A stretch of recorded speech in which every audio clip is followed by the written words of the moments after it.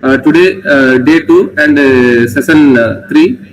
Topic is emerging additive manufacturing techniques and innovations. So, presented by Dr. Starvin MS, Associate Professor, University College of Engineering, Nagarjuil. So, we will start with the welcome address about the Starvin sir. So, respected Honorable Vice Chairman, Chairman, Principals, Head of the Department, Faculty members, and distinguished participants. So, good morning to one and all present here. So, it's my privilege and honor to welcome our distinguished resource person, Dr. M.S. Starvin, for today's session of the Faculty Development Program on Emerging Trends in Sustainable Manufacturing, Advanced Materials, and Additive Technologies. So, Dr. M.S. Starvin is an accomplished researcher, and innovator, currently serving as assistant professor in the Department of Mechanical Engineering, University College of Engineering, Nagarjuil. He holds a PhD in Mechanical Engineering from Anna University, where his research focused on load carrying capacity of large diameter bearing. So, with nearly 2 decades of experience in teaching, research, and industry, Dr. Starvin has established himself as a leading expert in finite element analysis, composite materials, contact mechanics, tribology, advanced manufacturing, and additive manufacturing. His research contributions have earned prestigious funded projects from agencies such as DST, DRDO, and the Government of Tamil Nadu, reflecting his commitment to solving real-world engineering challenges. Dr. Starvin has an outstanding research profile with numerous publications in reputed international journals, several book chapters, and multiple granted Indian patents. His work has significantly contributed to the fields of sustainable manufacturing, advanced materials, and engineering design. So, apart from his research excellence, he is a passionate mentor who has successfully guided doctoral scholars and has organized and delivered several faculty development program workshops and keynote lectures across the country on topics including additive manufacturing, innovation, entrepreneurship, intellectual property rights, product development, and advanced computational engineering. So, on behalf of the Department of Mechanical Engineering, Welltech Multitech, Dr. Rangaraj and Dr. Saundala Engineering College, Chennai, I extend our heartfelt welcome to Dr. M.S. Starvin. So, we are truly grateful for your gracious presence and for sparing your valuable time to share your knowledge and experience with us. So, once again, I welcome Dr. M.S. Starvin. Welcome you, sir. Thank you, sir. And now the session is yours, sir. Thank you. Thank you so much for your warm introduction. Yes. First of all, I would like to thank the management, principal, head of the department, and professors from Welltech, Multitech, Dr. Rangarajan, Dr. Saundala Engineering College, for giving me the opportunity to deliver the lecture for the faculty development program. My special appreciation and congratulations to the team for organizing such a wonderful program at the start of the semester. The title, Emerging Trends in Sustainable Manufacturing, Advanced Materials and Additive Technologies, is rightly coined for the future of mechanical engineering process. Today I am going to talk about the emerging additive manufacturing techniques and innovations. And now I share my screen.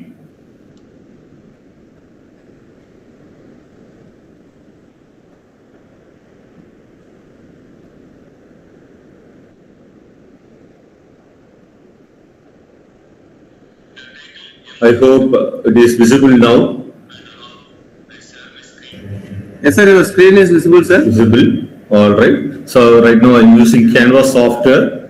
I think you can see the full screen. Yes, sir. Your presentation is visible, sir. Visible. Okay, fine. Dear participants, today I am going to talk about the additive manufacturing technology, specifically for the application of orthopedic implants.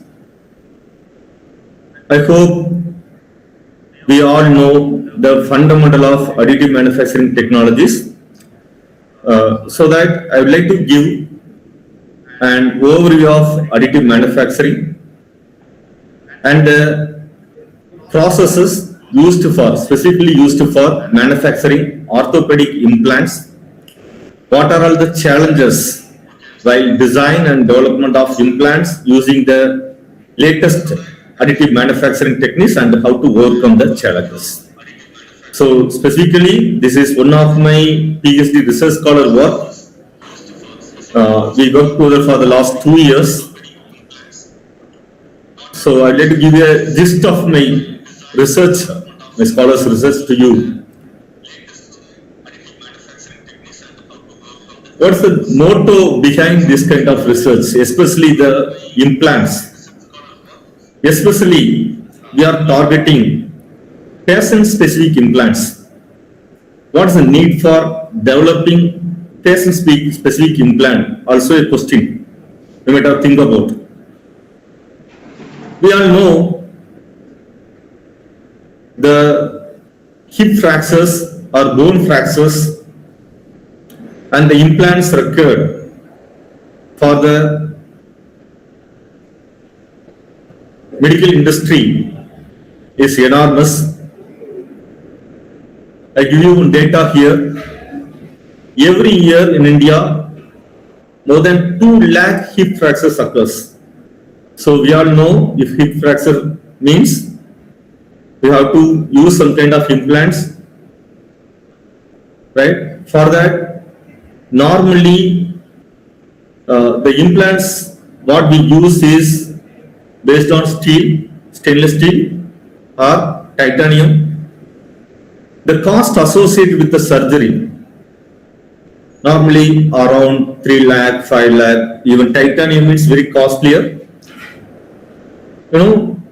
Because of the cost, most of the people avoid the surgeries and they are living their life with painfully, right? So this is the reason which motivates us to work on this kind of research. And today I am going to talk in 4 different zones. The first one, I am going to give a lecture on the 3D printing techniques which are used to manufacture patient-specific implants, and then functional graded materials, and then my domain area, finite element analysis, how we can use finite element analysis in this research area, and the artificial intelligence for the optimization purpose. So these are 4 different areas I am going to cover up today. Briefly, fundamentally, let's discuss what is additive manufacturing.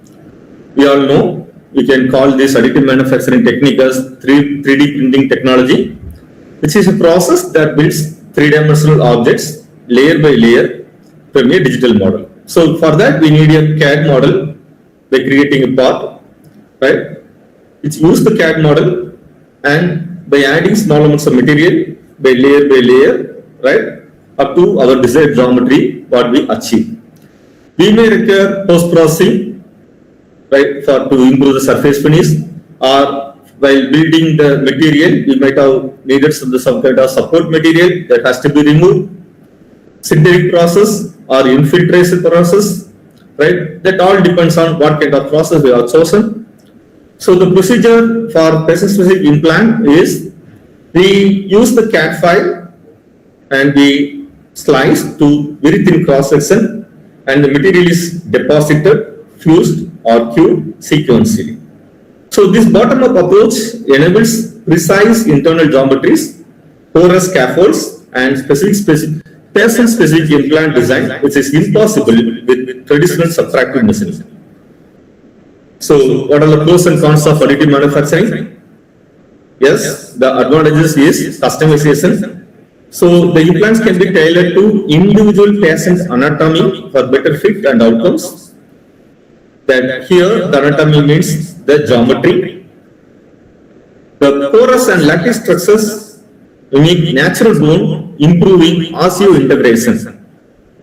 The meaning of osseointegration is the ingrowth of muscles, blood vessels through the implants. And these additive manufacturing techniques minimizes the raw material consumption because very less waste is there and it is coming under rapid prototyping. And the limitations. We agree the initial cost is very high, depends on the process we have selected. If it is metal additive manufacturing, still it is very costly. And the materials what we use, all the materials are not biocompatible. So we have to wisely select it for bio applications. And the regulatory challenges, you have to get approval from the medical industry and the surface finish issues. In order to use in the human being, we need extensive post processing. Implants, there are numerous implants. The implants which are used for hip surgery, femoral stems, acetabular cups. The femoral stems go through the thigh, which joins to the hip, and we are well aware of this kind of dental implants widely used in the industry. Knee implants, again, femoral and tibial components with porous fixation surfaces, and the implants which are used for skull and jaw. And implants are used for the spinal surgeries also, as well as plates, scales, external fixator for a fracture repair. The materials used in orthopedic implants, the widely used one is the titanium alloy, high strength to weight ratio, excellent biocompatibility and corrosion resistance. Normally the corrosion is one of the biggest problem while selecting the implants for the bio applications. Normally what we do, we used to develop the implants and test it in the simulated body fluid, right? Titanium alloy is the best alloy, but we have a problem that we are going to discuss later. And the cost associated with the titanium and the high melting temperature, the manufacturing challenges associated with titanium, we are going to discuss later. And the cobalt chromium nowadays widely used, little tough, which give you high wear and fatigue resistance. So, because of the high wear resistance and tough property, these cobalt chromium implants are widely used for knee and hip surfaces. The third one is stainless steel 316L, very cheap, mainly used in temporary trauma fixation hardware, what we see in the last slide. For fractures, externally used to fix, but that has to be removed later. So after surgery is necessary for the stainless steel and all. Next, polyether ketone, P we used to say polymer. One of the widely used and emerging material for the bio materials because of its stiffness, comparative with the titanium, cobalt, chromium, and stainless steel, the stiffness property is highly matched with the bone material. So this one PEEK is widely used for the spinal cages kind of surgeries. Bioceramics.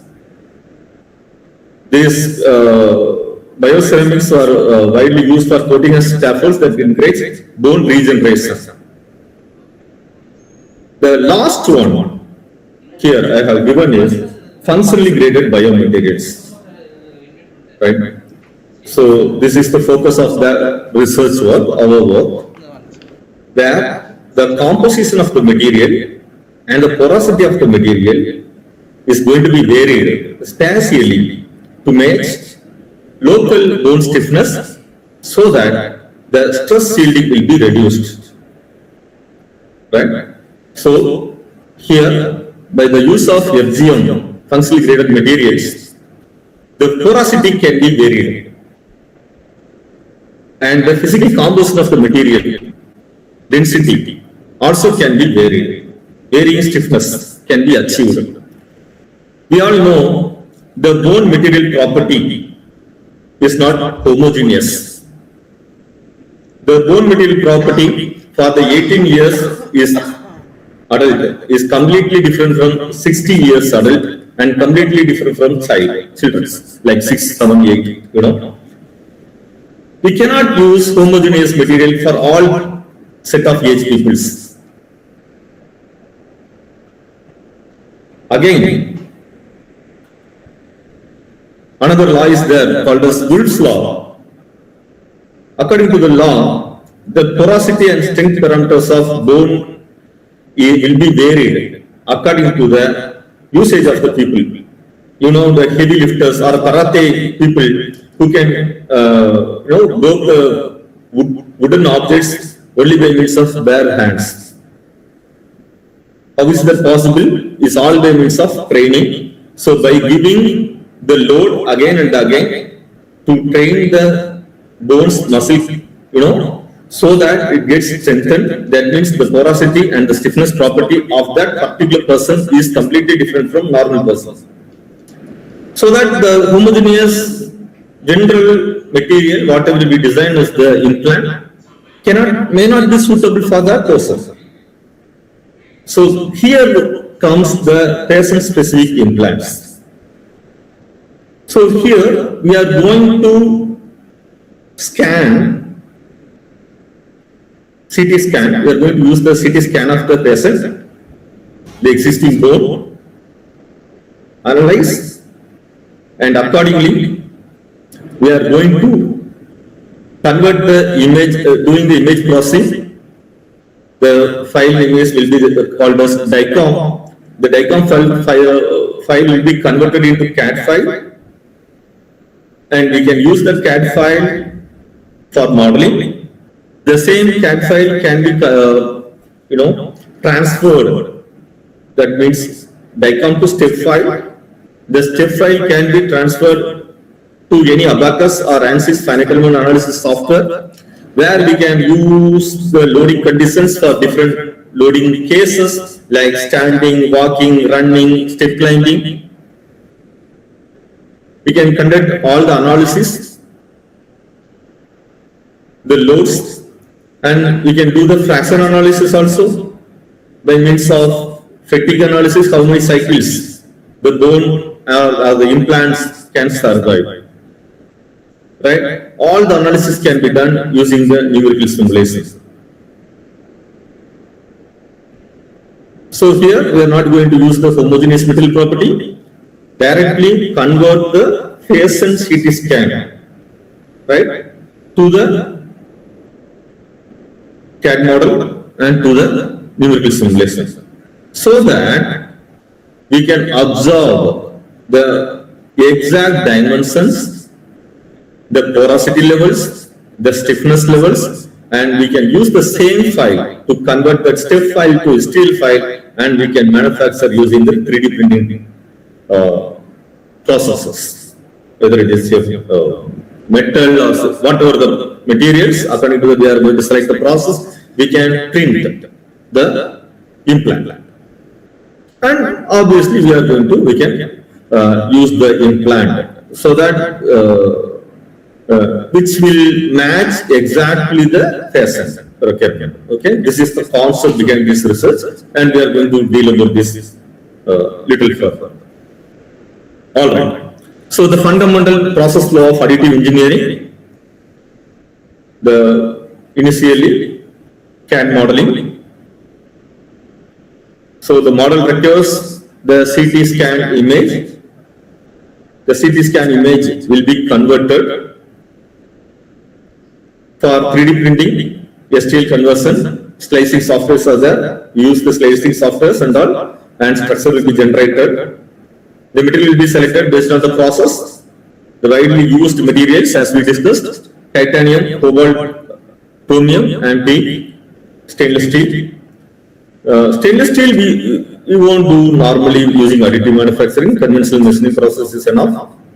And then printing process, selective laser melting, electron beam melting, FDM, any process can be used. FDM is fusion deposition modeling, the widely used cheaper one, which normally use polymers. So these are the fundamental design and printing of additive engineering. Then post-processing. Generally, for metal additive manufacturing, we require the stress relief. Heat treatment is required, like annealing kind of, to reduce the residual stresses in the printed implant. What makes the development of stresses, residual stresses in the metal additive manufacturing? There in metal additive manufacturing, what we used to do, we used to melt by means of laser or electron, whatever the source. We are going to melt the powder metal powders, which should be in the micron scale, right? Layer by layer, we add melted and we add another layer of powders, and then we are going to melt, and then another layer of powders, and then we are going to melt, so that there will be a possibility of integration of the bottom layer would be in the one temperature, another layer will be in another temperature, one more layer. It is going to be stacked one by one by one by, like. So what will happen? There is a high possibility of generation of residual stresses because of the thermal stress development. That has to be relieved. Otherwise, what will happen? Later stage, it may get warped. Dimensional stability will not be there. That has to be relieved. The stress has to be relieved. Then the surface finish. We know the accuracy required for bioimplants. We need to machine, polish, and sandblasting to improve the surface finish property and biocompatibility, and quality control, that has to be tested. And for bioimplants, the implant has to be sterilized. Let's see the one by one, the widely used additive manufacturing processes to manufacture the bioimplants. The widely used one for titanium kind of material is laser as well as electron beam melting. Let's see the selective laser melting process. Here, as the name implies, we are going to use the laser source to melt the metal selectively. For that, the advanced powder fusion technique, which uses the laser beam to fully melt. Here, the powder metals, is completely fused by means of the laser, right? So that we can get the fully dense orthopedic implants. The size of the powder metal, what we normally use for laser melting, is around 20 to 60 micron, which normally used to spread across a built platform, and then a focused laser selectively melts the powder according to the CAD model what we feed. The platform layers, and then another set of powders will be layered, and then the process repeat again. Another laser source will melt, and then the platform layer, another set of powder will be sprayed. Right? The entire process will be carried out in the inert atmosphere, normally organoid inert atmosphere, so that that will prevent the oxidation. Because of high temperature, there may be a high possibility of oxidation occurs, that has to be controlled. The advantages, we all know the titanium strength to weight ratio, 100% density, mechanical strength is very high, there is no compromise on mechanical strength, and very complex porous lattice structures, yes, we can manufacture so that RC integration is possible. So we can use the MRI data, CT data for patient-specific geometries, and as we use the laser melting technique, the material waste is very, very less. The applications are hip joint, knee prosthesis, spinal fusion cages, all kind of implants can be manufactured using this selective laser melting technique. So as we discussed, you see laser beam is there, a bed where the powders will be fed. The selective laser selectively, like printing, selectively targeted the particles and get melted. Over that, another layer of powder will be fed through that bed, and then again the laser will be beam will melt the powders. So at the bottom, normally what we get, the solid bottom material will be the solidified one. Then the layer above it will be the pre-melted material, and the top layer will be the molten material. So there will be the difference in material property, difference in temperature. It's like kind of, for example, I can correlate this thing to the welding, you know, any arc welding you just think about. While we arc weld, what will be the weakest part is the heat affected zone. Similarly, this layer by layer makes the heat affected zone kind of thing, and which creates the residual stresses. That residual stress has to be relieved, right? That's the point I discussed in the previous slide. So the next manufacturing process is electron beam melting. As we know, here the melting process is carried out by means of electron beam. In the previous case, we used laser beam, here electron beam. As we know, electron beam kind of applications, in many applications we use the electron beam. So we need a vacuum chamber, right? So here the electron beam melting uses a high energy electron beam in a vacuum environment to selectively melt metal powder layer by layer. So this process excels at producing highly porous titanium implants, so which mimic the bone architecture, which promotes the osseous integration. The electron beam melting enables precise control over porosity gradients, resulting in implants with superior biological fixation and reduced stress shielding compared to conventional manufacturing. So here the powder size would be around 50 to 100 micron, and most of the process is exactly same, similar to the laser. There we use laser as a source. Here we use the electron beam. There we use for laser we used the argon atmosphere, inert atmosphere. Here we use high vacuum chamber. That is the difference, right? Similarly, the advantage is the same kind of. We can use this for any complex porous structures and applications. Most of the implants we can use this electron beam melting process. The general electron beam schematic is given. The third one is direct metal laser sintering process. We already discussed one process using laser as a source. This is slightly different from that one. This is known as direct metal laser sintering process. Right? So here we are not going to fuse completely. We are not going to melt, but we are going to use the laser source to heat below the melting point, and we are going to use sintering process, like kind of sintering what we use for the powder metallurgy techniques. So this uses the high power laser, to fuse fine metal powder, but we are not going to melt, right? Here the metal powder is around 20 to 40 microns, and conventionally, as usual, it is going to be spread over the build platform. And laser is selectively fuses the powder metal according to the model what we give. And the same procedure, after the laser, the build platform will be lowered and another layer of metal powder will be sprayed. And then the procedure will be repeated till the implant is fully fabricated.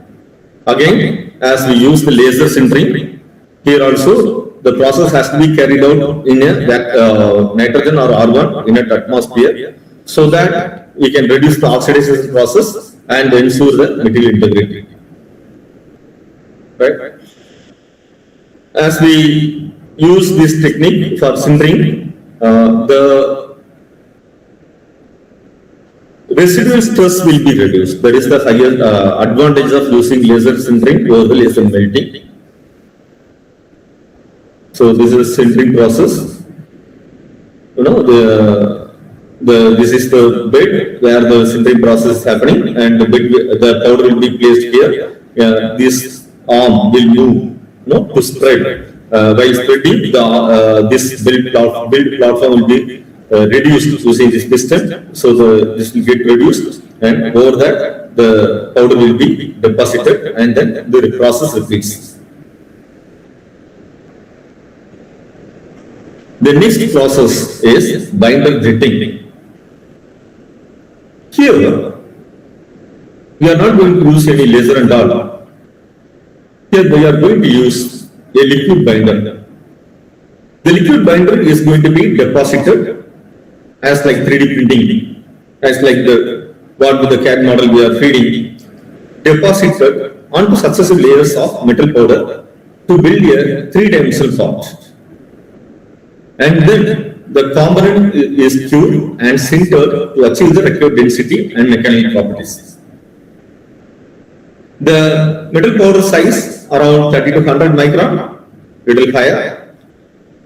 So here, as we know, we are not going to melt. The inkjet printhead selectively deposits a liquid binder onto the powder according to the model. So the binder will bond the particles layer by layer. So after the printing, the part will be cured. The powder, which is externally adhesive, will be depowered and then sintered to achieve densification, kind of powder metallurgy techniques. And here also we can do kind of infiltration, and additional heat treatment process can be done to enhance the mechanical properties. The main advantage of using this binder jetting is this technique is not uses any kind of high energy laser or electron beam, so the thermal distortion residual stresses will be very less or not possible. So complex and porous implant geometries, yes, we can do. Production speed is higher, and test specific implants can be manufactured. So very limited number of powder we are going to use, and whichever is removed after the fabrication powders can be reused here, so that the material wastage is very, very less. This is the schematic of binder jetting process. Here the binding material is printed, and again the same procedure, roller will be there, and while the material will be fed here, it will be lowered by means of this piston. The bed will be lowered by means of piston. Okay, same procedure. The process is different. The last one I am going to discuss is material extrusion. Kind of fusion deposition modeling. We can use PLA, PEEK, any polymer materials generally. We all know how the FDM works. A heated nozzle will be there. So the material will be fed through kind of wires. Right?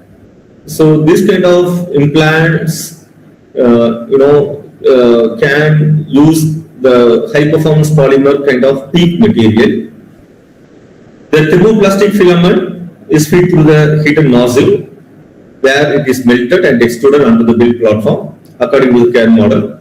Again, it is going to be deposited layer by layer, which this one is very common, which we all used to see kind of FDM.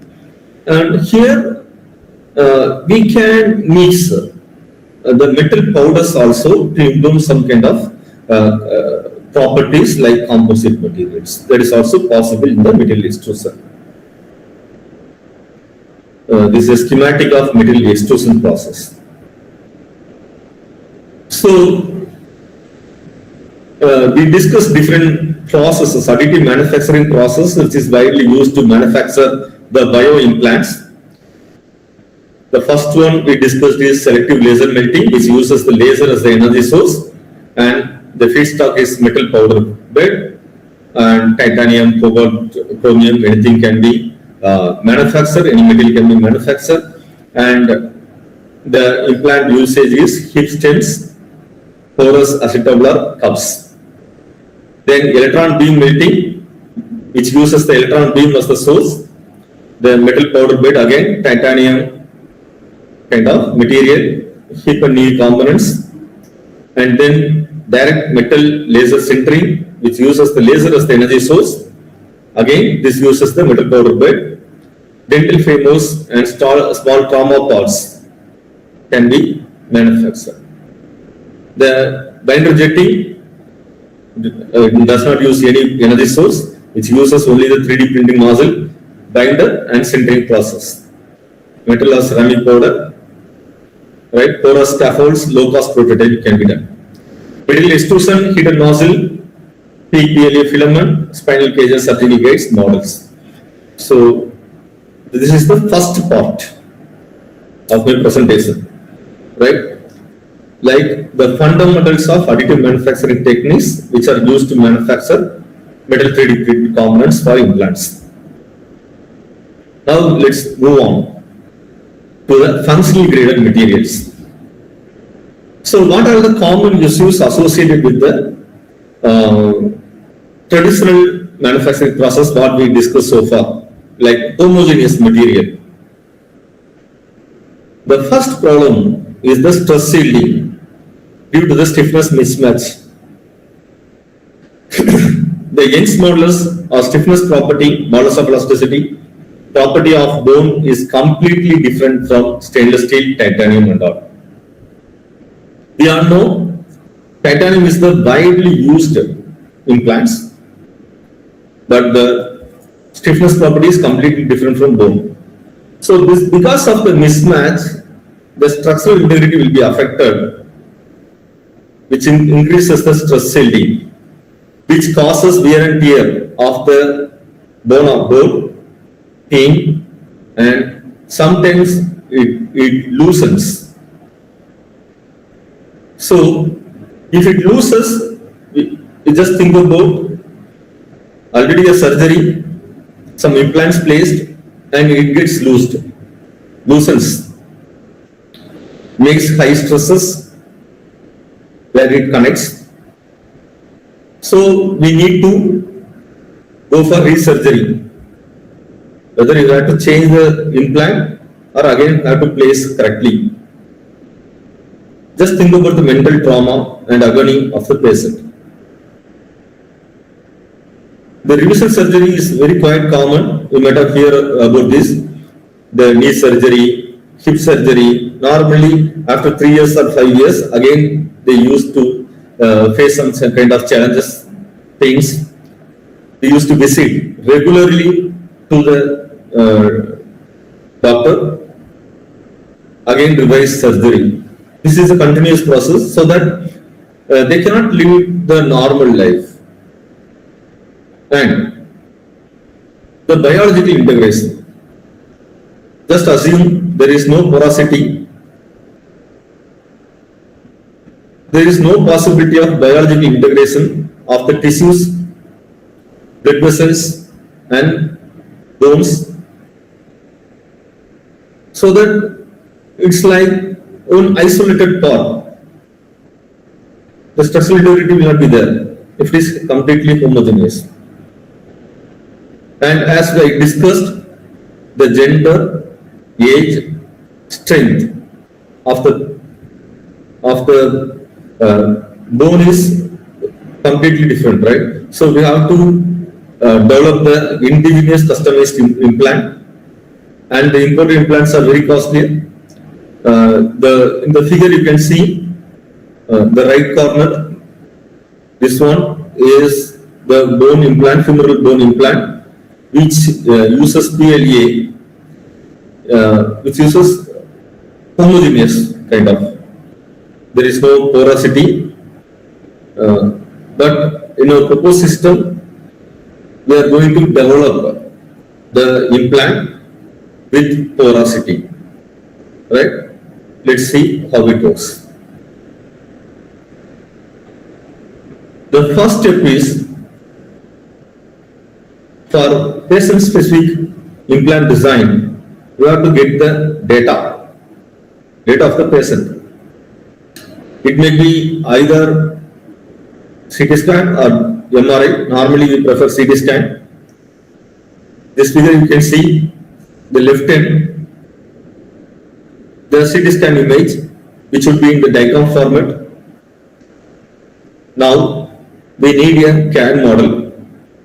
For that we have to treat this image processing technique, where we can identify the segments of bones with different properties. Normally we can say cortical and cancellous bones. You see the image, the middle property of the outer layer is completely different towards the inner layer.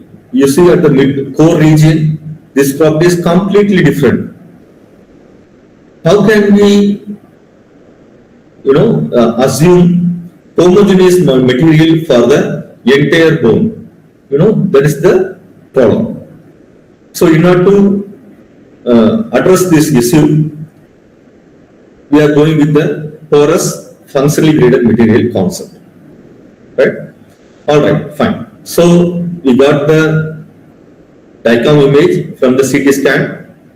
This CT data will be imported, and we have image processing software for image segmentation and anatomical reconstruction. The software segments, to cortical or cancellous, so that we can get the accurate representation of the femur bone. The problem is this 3D model, the CAD model, has to be transferred to this diagram file. After conversion, that has to be transferred to Abacus or ANSYS for analysis. The biggest challenge is the continuity. If the file contains any void or discontinuities, you cannot mess in the numerical simulation. So those people who work with numerical simulation software can understand the issue, right? Similarly, while slicing, if you are not correctly repair the messes, this will create problems while creating the STL form and printing the material in the 3D printing machine, using the 3D printing machine. That is the challenges. But if you master on this, we can do wonders, right? Fine.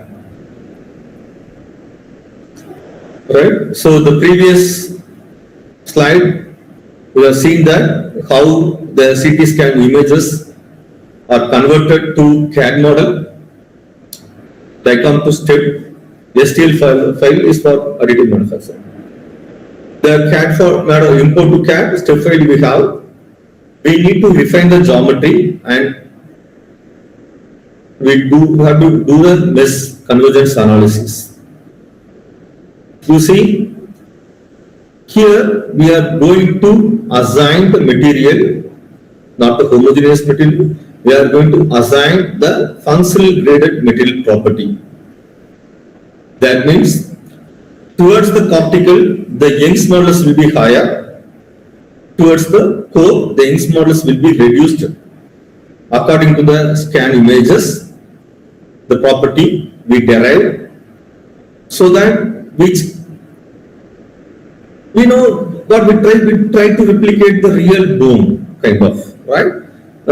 So using the FGM concept, the middle property is assigned, and the loading condition, we are going to assign physiological loading condition. We know the standing, walking, stair climbing, so that for stair climbing and all, jumping and all, we have to analyze differently using, I use Abacus software. So Abacus standard for the basic analysis, kind of tensile and all, compressive and all, what normally the bone is subject to is compressive, right?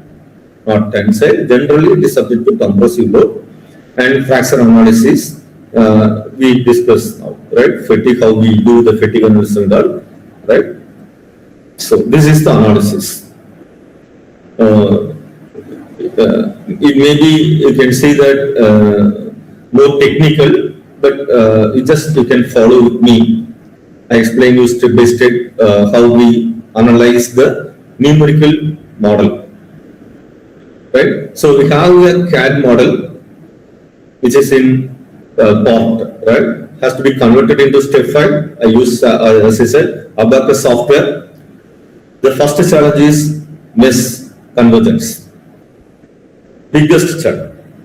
If we overcome the hurdle of mesh convergence, 75% of problem is solved. Right? So the mesh convergence study will be conducted, to ensure the numerical accuracy and computational efficiency of the imported femur model. The FGM material, according to that, we are going to assign the material property. So there will be some gradual variation from cartilage region to cancellous region. The outer region will be having the higher elastic modulus to provide load bearing capability and wear resistance, while the inner region will exhibit a lower Young's modulus to mimic the cancellous bone. Right? So how we can do that? How we can assign the material property? Somebody may think, so we have the partition kind of concept in Abacus model, so that we can slice using the partition, and according to the partition segment kind of, we can assign the material property. That is one way, right? So that here from the outer layer of the bone towards the core, we can segment it by means of partition concept used in Abacus, or kind of skinning you might have seen, skin concept, but very tedious that we can do. But we can accurately remodel, assign the middle property using the subroutines which is used in codings can be done using the Abacus software. Right? So then the loading and the constraints. Normally, first we have to load for the body weight, right? 80 kg, 90 kg, 100 kg. What would be the stress? What is the stress ceiling? Right?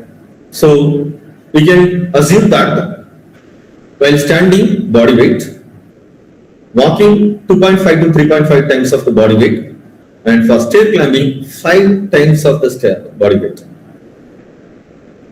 Okay? Fine. So these are the loading conditions. You have to do the analysis and identify the stress. Right?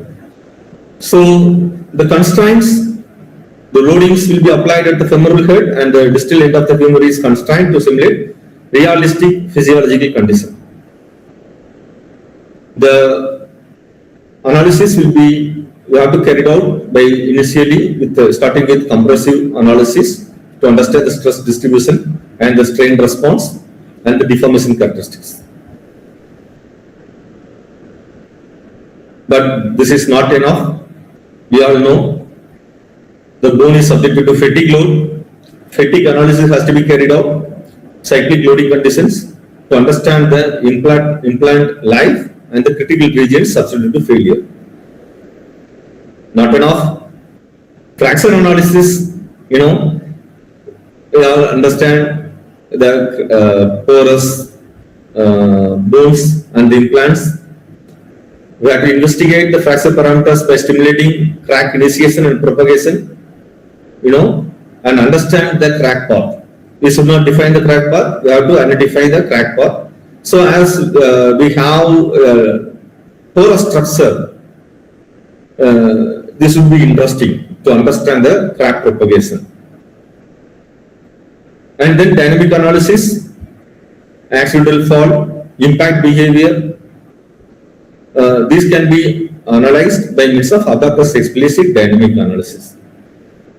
So huge volume of work can be carried out using numerical simulation. But if we have a strong model, that means error-free model, error-free especially with the mesh convergence, this can be done easily if you are having experience with working with numerical simulation of fracture analysis, fatigue analysis, and dynamic analysis, impact analysis. Then the procedure is same. Apart from that, FGM metal property definition. Right? Now, take apart, that is the numerical simulation. Now we are coming with the additive manufacturing process. So the same step file can be converted to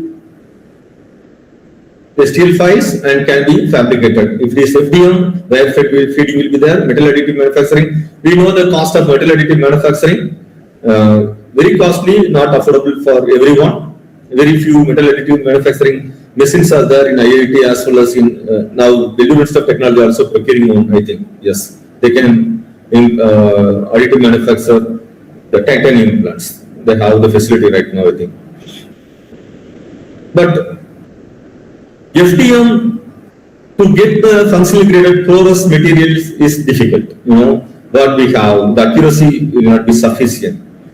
For that, to understand the functionally graded materials, porous structures, we can go for resin-based also.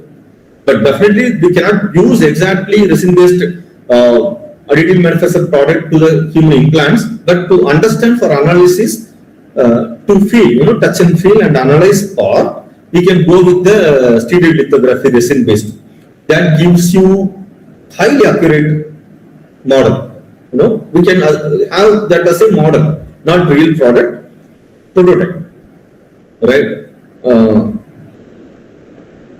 We have one machine called as Form 3D, which is widely used to 3D print the retainers, which are widely used for dental purpose. Retainers, resin based retainers. You might have heard that. To correct the closure of tooth. Those are all manufactured, real components are manufactured using those machines, which are cost around 10 lakhs. Micron level, we can fabricate. So that uses the digital light processing or stereolithography technique, where the photopolymer resin will be selectively fused layer by layer using the light source, so which gives you high surface quality and porous structures. The high resolution resin-based additive manufacturing enables fabrication of anatomically accurate fashion-specific implant prototypes. Okay. So, dear participants, if you don't have the high cost metal additive manufacturing and want to understand the porous structures and all, we can go with this kind of resin-based 3D printing machines. Alright, once you fabricate the specimen, that has to be tested experimentally, and so that we can compare with the results that we obtained using the numerical simulation. Experiments, and we have ESTM standards, right? Same experiments we can do by means of UTM and all, and for fatigue test, we can use the Instron machines for fatigue testing. Then we give you high accurate results, and the facility is available right now. Our NIT Trichy is having the Instron. It will be cost around more than 1 crore. And PSG High Tech also having this facility, Instron machine, where we can apply the cyclic loading and understand, right, how it works, and get the final curve, life curves, SN curve we all know, right? And fracture testing also. We can use this, CT specimen has to be manufactured, and we can use the fatigue test machine, Instron machine, to analyze fracture. How many cycle it survives, when the crack initiated, at what cycle the crack initiated, and how many cycle it survives. That can be experimentally analyzed using this Instron machine. Then we have to do the morphological study and all, microscopic analysis, SEM analysis can be done, impact testing can be done. These are all conventional machines is sufficient. And then we are going with the comparison of numerical result as well as experimental result and analyze. We have to validate the numerical model. Once we validate the numerical model, we need not go for the other experimental results. Once you validated with one experimental with the numerical simulation, the same methodology of numerical simulation, mesh convergence, mesh size, mesh sensitivity analysis, everything can be used for further analysis so that we can avoid the cost associated with and time associated with the experimental analysis. That's the advantage of using numerical simulation. All right. Okay. So this is the final one: parametric study and AML optimization. Right. So we have number of parameters here. How to optimize? How to identify? You know, not everyone would be going to analyze with the numerical simulation and all. So that by giving the problem, what we identified and the challenge is the medical professionals will have the CT image. The manufacturing persons don't know about all those things, right? If you give the model, they are going to manufacture. So we have to bridge the gap between the medical professionals and the manufacturers. So by giving just a CT scan image, the system itself develop a STL file. That is the concept according to the patient specific data.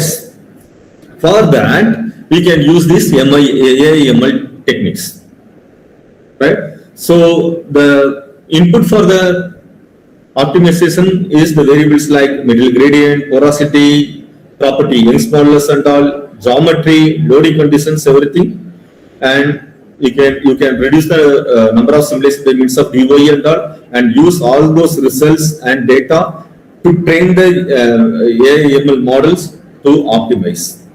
So this is the concept here, right?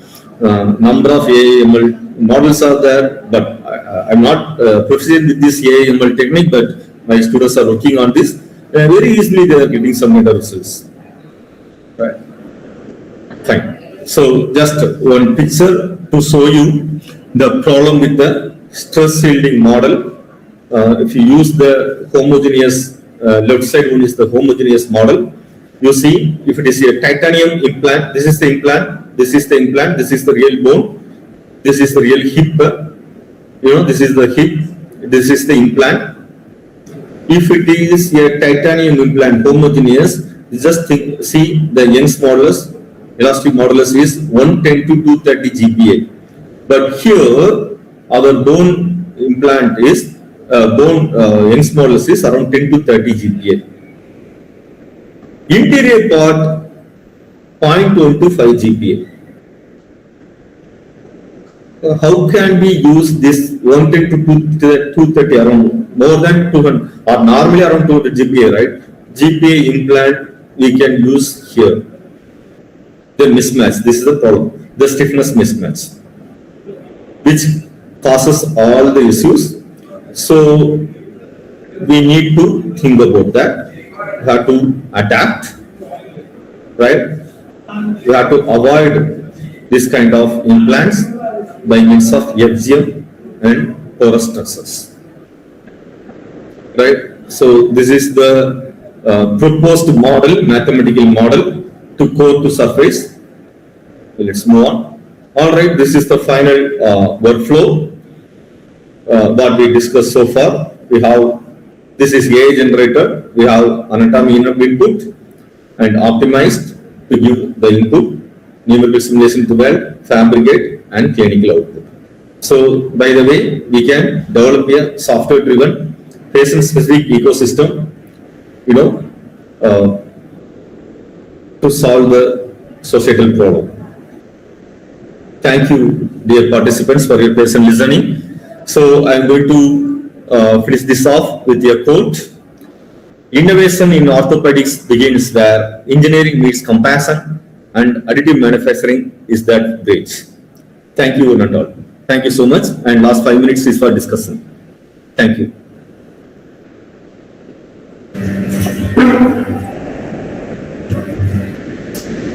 Thank you very much, Professor, for Yes, sir. giving a wonderful notes on additive manufacturing. So, dear participants, so do you have any queries? Please let us know in the chat box or directly ask to speaker.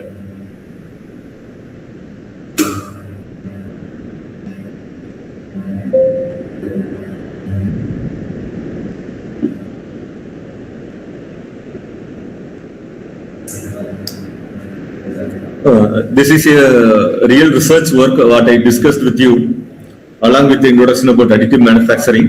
So if anybody is interested to work with this kind of biomechanical analysis also can collaborate with me, and any queries we can discuss now. We have 3 minutes more.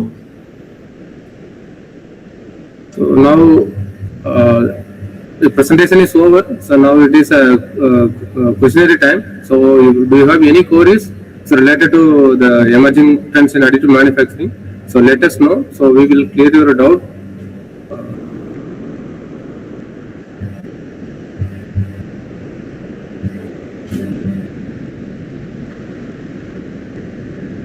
So let me check in the chat box, sir. Is there any questions? We will Yes, sir. answer it, sir. Yes, sir.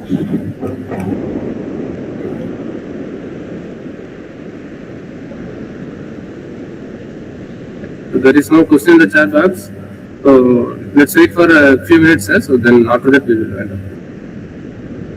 So first of all, I'm so happy to present here, and congratulations to the team, organizing team. I know I have organized more than 40 programs, this kind of programs. Okay. The biggest challenge is, for organizing to attract peoples. Yes, sir, yes, sir. Yeah, resource persons, we can easily get the resource person in those specific domains, but audience participating, I can see here more than 90 persons audience are there, faculty members, they all know the hurdles, very challenging. Yes. Everybody having their own work, busy schedule, but these are all the forums. We can create the networks, we can see what are the research work are going around, Yes, so sir. that we can connect. Yes. So, Right. congratulations team for organizing such a wonderful Thank you. program. Thank you very much, sir. Yes, sir. So I think there is no question. So we will conclude the session, sir. Okay. So on behalf of Department of Mechanical Engineering, I extend my sincere gratitude to our esteemed resource person, Dr. Starwin MS, so for delivering such an insightful and informative session on emerging additive manufacturing techniques and innovations. So your expertise, practical examples and valuable insights into the latest advancement in additive manufacturing have greatly enriched our knowledge and inspired us to explore this rapidly evolving field. So once again, all once. So again, your valuable time and contributions. So thank you, sir. Thank you for your wonderful time spending with us. So thank you so much for sharing your thoughts with us. Thank you, sir. Thank you, sir. Thank you, everyone. Thank you, everyone. Thank you. Signing off. Yes. Participants, we will share the feedback form shortly. So kindly fill the or leave your feedback through Google Sheet. Thank you. So next session will start on time. So kindly be with us on right time. So in the afternoon session. Thank you. Thank you all.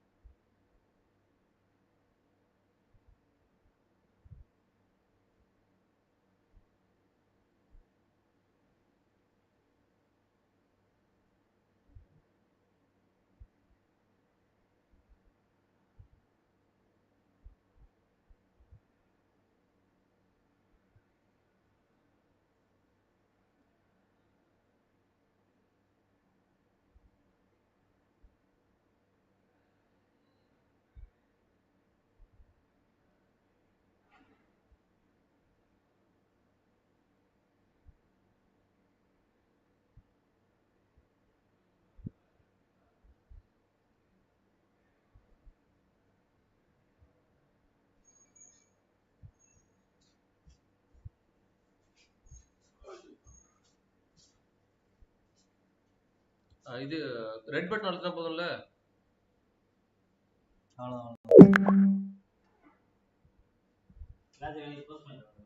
இல்ல இல்ல இருக்கட்டும். ம்.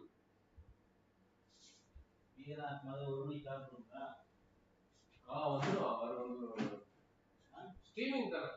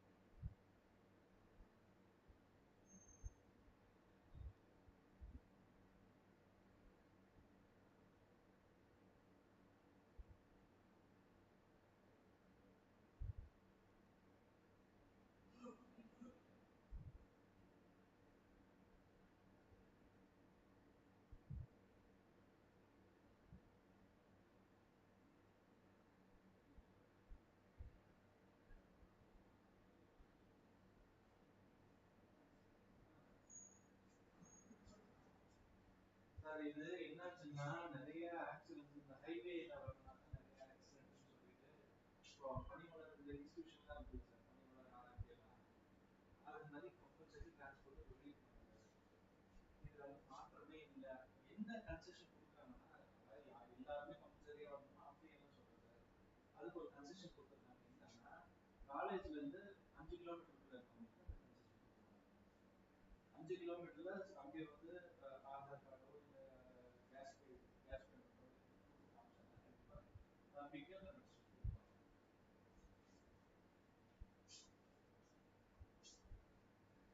இல்ல sir இது வந்து எல்லாத்துக்குமே இது பண்ண சொல்லியிருக்காங்க சார். கம்பல்சரியா இது வந்து சேஃப்டி ப்ரிகாஷனரி சொல்லிட்டு.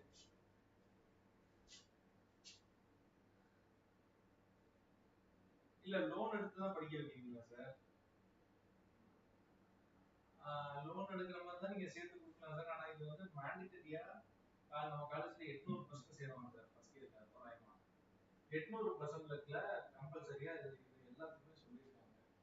கன்செஷன் உள்ளவங்களுக்கு வந்து 5 கிலோமீட்டருக்கு இருந்தா கண்டிப்பா ஏன்னா எல்லாருமே சொல்றாங்க இப்போ சார் எல்லாரும் இப்படி கட்ட முடியாது அப்படின்னு வரும்போது சரி எல்லாருமே ஒரு 5 கிலோமீட்டருக்கு நியரஸ்ட் அவங்களுக்கு பஸ் ஆப்ஷன் தேவைப்படாது. பஸ் வந்துருவாங்க. ஆனா 5 கிலோமீட்டர் தாங்க கம்பல்சரி எல்லா டிபார்ட்மெண்ட்ஸ்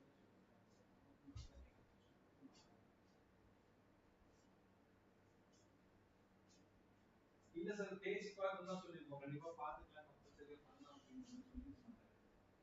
பேசுவோம் சார். ஏன்னா இது சொல்லியிருப்பாங்க உங்களுக்கு எப்படி ஒரு இது சொல்லியிருக்காங்க சார். ஆனா நம்ம பேசுவோம் உங்களுக்கு சொல்லியிருக்காங்க. எல்லாருமே பேசி பார்த்தோம் சார். எல்லாருமே பேசி பார்த்ததுக்கு மேனேஜ்மெண்ட்ல அது முடியாது. 5 கிலோமீட்டர்ஸ்னா ஓகே. காலேஜ் சுற்றுலாவில் 5 கிலோமீட்டர் காலேஜ்ல இருந்து ஒரு 5 கிலோமீட்டர் கம்பல்சரியா பண்ணிக்கலாம். அவங்களுக்கு ஃபுட்டு டிரான்ஸ்போர்ட் கம்பல்சரி இல்லைங்க. புரியுதுங்க சார். ஆனா இப்ப நிறைய பெரிய பெரிய இன்ஸ்டிடியூஷன்ஸ் எல்லாமே பண்றதுதான் சார் இது. ஆர்எம்கே இதுல எல்லாம் வந்து நீங்க பையன் வந்து கம்பல்சரியா காலேஜ் பஸ் விட்டு நார்மல் டிரான்ஸ்போர்ட் போனோம்னா உங்க அலோவ் பண்ண மாட்டாங்க. அது நம்ம காலேஜ்ல அவ்வளவு ஸ்ட்ரிக்டா அந்த அளவுக்கு ஸ்ட்ரிக்டா பண்ண மாட்டோம். என்னைக்காவது ஒரு நாள் இருந்தாங்கன்னா ஓகே சார். ஆனா கம்பல்சரியா டிரான்ஸ்போர்ட் இருக்கு சொல்லிருக்காங்க. டிரான்ஸ்போர்ட் எங்க வெங்கல்ல இருந்துன்னா வேற ஏதாவது ஏரியா சொல்லுங்க சார்.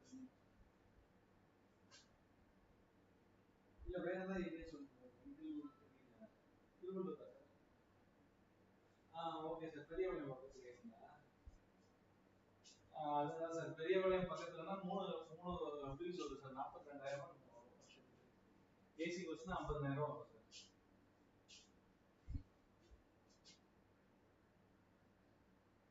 ஆ ஓகே சார். அதுதான் அதுதான்.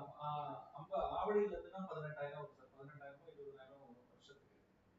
அப்படின்னா நீங்க வந்து என்ன பண்ணலாம்னா நீங்க வந்து டிரான்ஸ்பர் இது ட்ரெயினோ இல்ல பஸ்லயோ இது ஆவடி வரைக்கும் வந்து ஆவடியில போக சொல்லுங்க. அதுதான் சார். அப்படி இல்லைன்னா இதுதான். Okay sir. எவ்வளவு கிலோமீட்டர்ஸ்? 5 கிலோமீட்டர் தாண்டி இருப்பீங்க.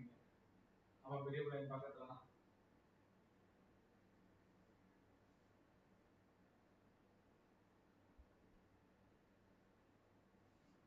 இல்ல சார், அதுதான் அந்த 5 கிலோமீட்டர் வந்துச்சுனாலே 5 கிலோமீட்டர் தாண்டிச்சுனாலே கம்பல்சரியா வந்துடும் சார். 5 கிலோமீட்டர்ல வராது சார். பஸ் ஃபீஸா? அதான் பஸ் ஃபீஸ் கேக்குறீங்க. பஸ் ஃபீஸ் 42,000 வரும் சார். அது ரெண்டு தவணையும் கட்டிக்கலாம். 6 மாசத்துக்கு நீங்க பிரிச்சு கட்டிக்கலாம். அப்படி இல்லைன்னா ஏசி பஸ்னா 50,000 வரும். இல்ல சார், இது வந்து நம்ம மேண்டேட்டரியா அட்மிஷன் அப்போ சொல்லியிருக்கோம் சார். அதாவது பேசுறோம் கேட்கறோன்றது மாதிரி சொல்லியிருக்கோம். இப்போ என்னன்னா எல்லாரும் ரெக்வஸ்ட் கொடுத்து எல்லாருமே கொடுத்து என்னாச்சுன்னா இது வந்து சார் எல்லாத்துக்குமே நம்ம அப்படி பண்ண முடியாது. ஏன்னா இந்த வருஷத்துல வந்து கம்பல்சரி டிரான்ஸ்போர்ட் சொல்லியிருக்கோம். ஆனா இத்தனை பேர் கேட்ட ஒரே காரணத்தால என்னன்னா எல்லாருக்கும் வேண்டாம். இது 5 கிலோமீட்டருக்குள்ள உள்ளவங்களுக்கு டிரான்ஸ்போர்ட் பஸ் அவங்க எப்படி கொடுத்து ப்ரூஃப் கொடுத்தாங்க. இது நீங்க இது ஆர்பி இதெல்லாம் வந்து பாத்தீங்கன்னா வீட்டு பக்கத்துல அடுத்த கேம்பஸ்லயே இருந்தாலும் வீடு கம்பல்சரியா வந்து அட்லீஸ்ட் விட்டாவது ஆஃப் பண்ணணுன்ற மாதிரி சொல்லியிருக்காங்க. நமக்கு வந்து ஒரு 5 கிலோமீட்டர் கன்செஷன் கொடுத்துருக்கோம். ஆனா எல்லாத்துக்குமே கொடுக்குறது பாசிபிள் கிடையாது சார். எல்லா டிபார்ட்மெண்ட்லையும் அப்படி விட முடியாது. 800 பசங்க செய்வாங்க சார். ஃபர்ஸ்ட் இயர் 800 வந்து 770 இருந்து 800 பேருக்கு வரைக்கும் செய்வாங்க. இதுதான் 5 kilometre concession.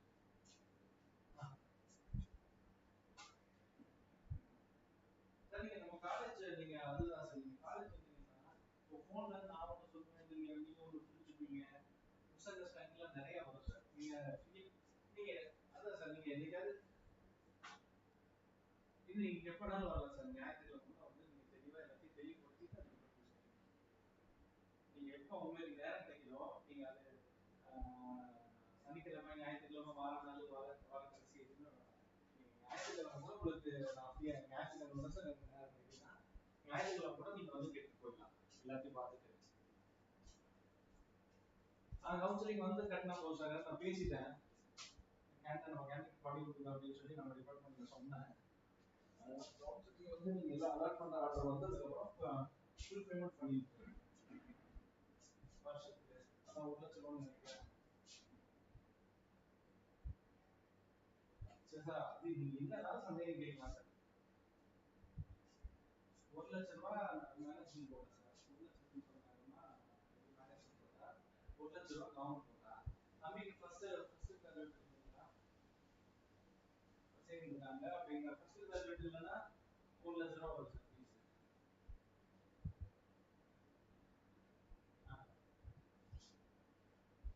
Bus bus bus fees பார்த்தீங்கன்னா 42,000.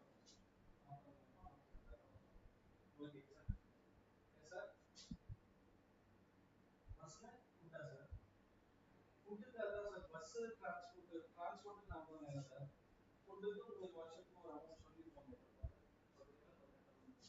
சார். நீங்க எனக்கு ஒன்று பண்ணுங்க சார். நீங்க எனக்கு ஒரு 2 மணி நேரம் கழிச்சு கால் பண்ணுங்க. நான் எல்லாமே கிளியரா கேட்டுட்டு என்ன சார் இது ஏதாவது மாத்திருக்காங்க அமெண்ட்மெண்ட் பண்ணிருக்காங்கன்னு பார்க்கலாம். சரி.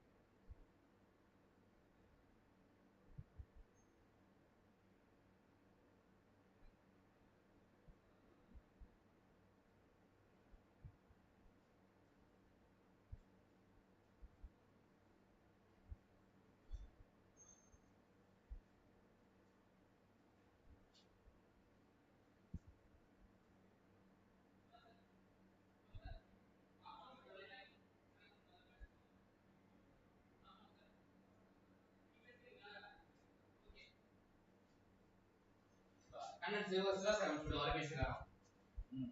முடிஞ்சது வேலை